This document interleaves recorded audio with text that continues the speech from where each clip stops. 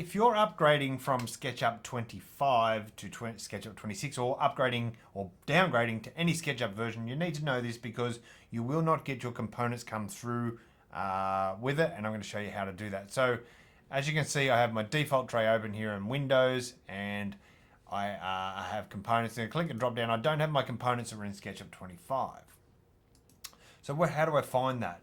If I go and right click on 3 and go save out to device, it's going to bring up this location here for me to save me having to find it. So I can go right click on here, copy the address, and therefore if I go to File Explorer on Windows, I open up a new file and go Control V, which is paste, enter. And what that's done is it's brought me to SketchUp 26 again, which doesn't really help because as you can see, there are no components. So I'm going to go back and I'm going to click on SketchUp here, go to SketchUp 25, and then I'm going to go to SketchUp again, and I'm going to go to components, and now you can see all of my components that I have stored in SketchUp 25 are there. I can go select them, Control C,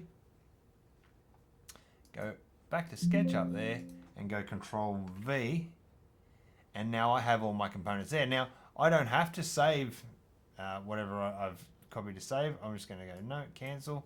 And now you'll notice in my drop down list, I now have my components and I can drag those in there. And if I'm using PlusSpec, I can create similar and keep on working.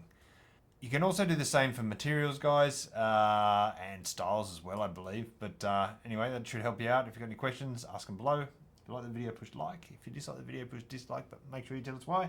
And we look forward to seeing you in the next video. Cheers.